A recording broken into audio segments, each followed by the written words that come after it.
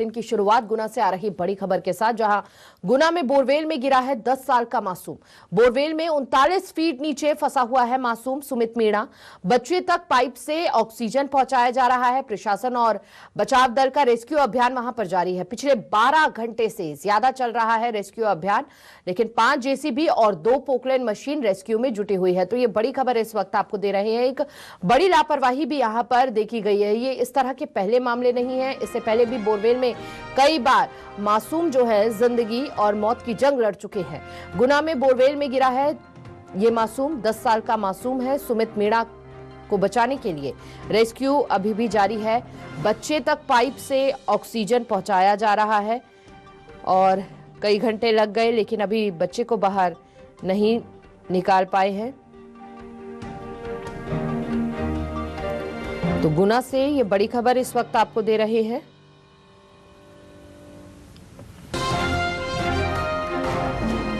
गुना जिले के राघोगढ़ में बोरवेल में गिरे 10 साल के बच्चे का रेस्क्यू ऑपरेशन रात भर से जारी है। रेस्क्यू टीम ने जेसीबी मशीनों से 4:30 बजे तक बोरवेल के समांतर 45 फीट गड्ढा खोदा और अब इस गड्ढे से बोर तक टनल बनाने का काम किया जा रहा है। इसकी खुदाई हाथों से होनी है। बच्चा करीब 39 फीट की गहराई पर फंसा है। रेस्क्यू टीम ने बोरवेल में कैमरा डालकर देखा तो उसकी गर्दन से नीचे पानी नजर आ रहा है। बच्चे के पिता मंदिर की सीढ़ियों पर बैठकर उसकी सलामती की प्रार्थना कर रहे हैं। एक तरफ राघोगढ़ के पिपलिया गांव का रहने वाला है सुमित मीणा और शनिवार शाम को पतंग उड़ा रहा था। वह खेत में पहुंच गया और बोरवेल में अचानक से गिर गया। जब बच्चा काफी देर तक नहीं दिखा तो परिजनों ने ग्रामीणों के साथ मिलकर तलाश शुरू की। बोरवेल के गड्ढे में उसका सर नजर आया। ग्रामीणों ने प्रशासन को इसकी सूचना दी। मौके पर पहुंची रेस्क्यू टीम ने 2 जेसीबी और पोकलेन मशीन से खुदाई शुरू की। रात में 2 और जेसीबी बुलवाई गई। अब 4 जेसीबी मशीनों से खुदाई की जा रही है। तो भोपाल से एनडीआरएफ की टीम भी औजारों के साथ वहां पहुंची हुई है।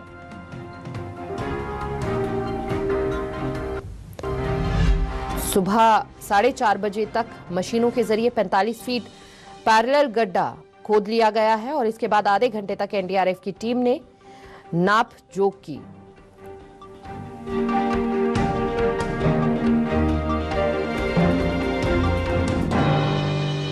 तो अब टनल बनाया जा रहा है और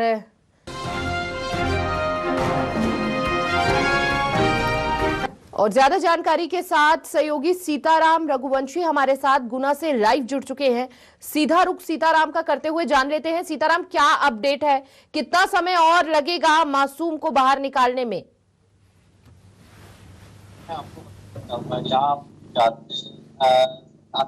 टीम लगी हुई है। यहाँ प्रशासनिक अधिकारी भी मौके पर लगातार पूरी रात से मौजूद है और यहाँ 4 जेसीबी और 2 पोकलेन मशीन लगातार पूरी रात से लगी हुई है।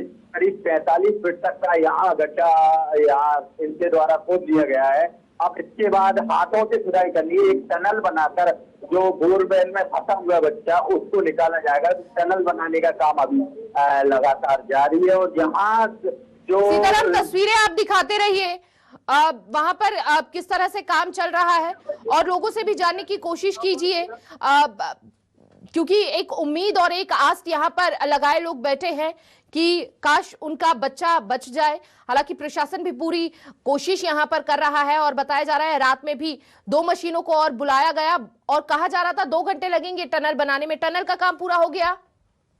नहीं, अभी आपको बताना चाहूंगा, अभी टनल का काम लगातार और जो एसडीआरएफ और एनडीआरएफ की टीम लगातार लगी हुई है और यहाँ टनल का काम हाथों से होना है, तो इसमें धीरे धीरे बिल्कुल सावधानी से काम किया जा रहा है। किसी भी प्रकार की कोई बच्चे को परेशानी ना है, किसी प्रकार की कोई क्षति ना हो और यहाँ टनल का काम लगातार जारी है। यहाँ पर जो प्रशासनिक अधिकारी है वो पूरी रात से यहाँ मौजूद है और यहाँ देख सकते हैं तस्वीरें, ये काम लगातार जारी है।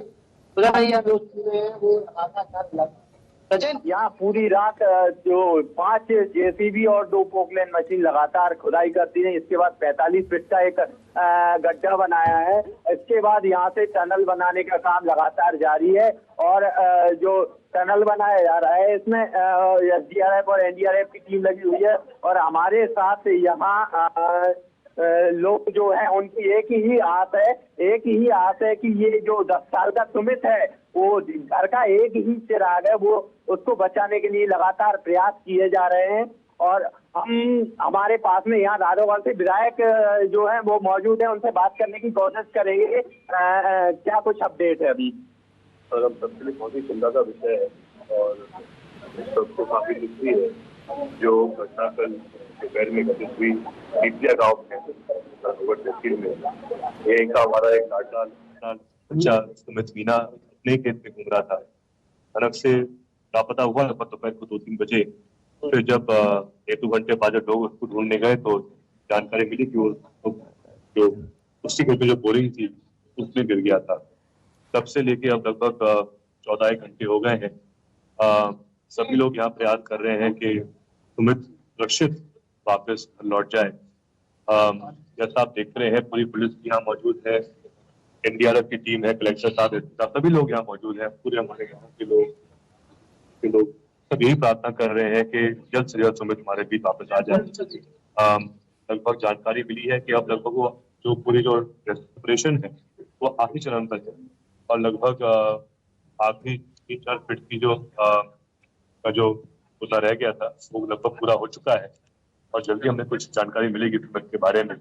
बस हम सब यही प्रार्थना कर रहे हैं कि ईश्वर सुमित के पूरे परिवार को सिंह मीना के पिता दशरथ सिंह जी को शक्ति प्रदान करे ऐसे समय में और जल्द सुमित घर आए, यही बस हमारी ईश्वर। लगभग रेस्क्यू ऑपरेशन में कितना समय लग जाएगा? ये लगभग 14-15 घंटे तो है कि हम सब कल शाम से यहाँ पर हैं। कुछ लोग तो 5 बजे ही यहाँ पहुँच गए थे और पूरी जो प्रशासन की जो टीम है वो भी लगभग 6 बजे के आसपास यहाँ पहुँच गई थी। तो अब लगभग सुबह के 7:15 बज चुके हैं, तो ये मान के चले 6 घंटे तो ऐसे हो चुके हैं। तो लगभग सभी लोग यहाँ पर सभी से मौजूद हैं। यहाँ स्वास्थ्य विभाग की टीम लगातार लगी हुई, क्या कुछ बच्चे की स्थिति बताई जा रही है? देखिए, मैं उस पर कमेंट नहीं करना चाहूँगा क्योंकि जब सुमित सबसे पहला हमारा लक्ष्य यही रहेगा कि जो इतनी मेहनत कर रही है एनडीआरएफ की पूरी टीम, एसडीआरएफ की टीम, पहले हमको सुमित मिल जाए। उसके बाद फिर जैसे ही सुमित मिलेगा तो फिर जो डॉक्टर्स की टीम यहाँ पर है, जो साथ में सभी अधिकारी और डॉक्टर यहाँ पर है, तो वो जब उसकी जांच करेंगे फिर ही हम चाहते हैं कि अधिकृत रूप से, शासकीय रूप से आपको उसकी जानकारी दी जाएगी। तो ये थे हमारे साथियों राधोगढ़ के विधायक और इन्होंने बताया कि रेस्क्यू लगभग पूरा होने की चरम पर है और जल्द ही जो सुमित है उसको। सीताराम, किसी अधिकारी से भी बात करने की कोशिश कीजिए क्योंकि बताया जा रहा है कि केवल कुछ ही फीट की खुदाई बाकी रह गई है। 5 फीट बताया जा रहा है कि खुदाई बाकी रह गई है। अपडेट लीजिए जरा। जी बिल्कुल, मैं आपको बताना चाहूंगा हिमानी की लगभग जो खुदाई है, जो टनल बनाने का काम है वो लगभग पूरा होने ही वाला है और जल्द ही सुमित को ढूंढ लिया जाएगा और बाहर निकाल लिया जाएगा। जी मानी, बिल्कुल। और बताया जा रहा है सुमित के पिता जो हैं वो कल शाम से ही मंदिर के बाहर प्रार्थना कर रहे हैं। क्या आपने परिवार वालों से बात की है? जी बिल्कुल, मैं बताना चाहूंगा जो सुमित के पिता हैं वो कल से ही मंदिर के बाहर प्रार्थना में लगे हुए हैं। इसके साथ ही जो यहाँ लोग भीड़ जो मौजूद है वो भी एक ही प्रार्थना करेगी कि सही सलामत ये सुमित है वो बाहर निकाल लिया जाए, उसका रेस्क्यू कर लिया जाए। तो सभी की यही आशा है। ये क्या है, घर का एक इकलौता चिराग है जिस पर सभी की आशाएं टिकी हुई है। लोगों से भी बात करने की कोशिश कीजिए जरा सुमित। सीताराम, माफ कीजिएगा। जी बिल्कुल, मैं बात करने की कोशिश करूंगा। यहाँ क्या कुछ स्थिति बन रही है? अरे मेरा लाइव कितना क्या समय हो गया रेस्क्यू?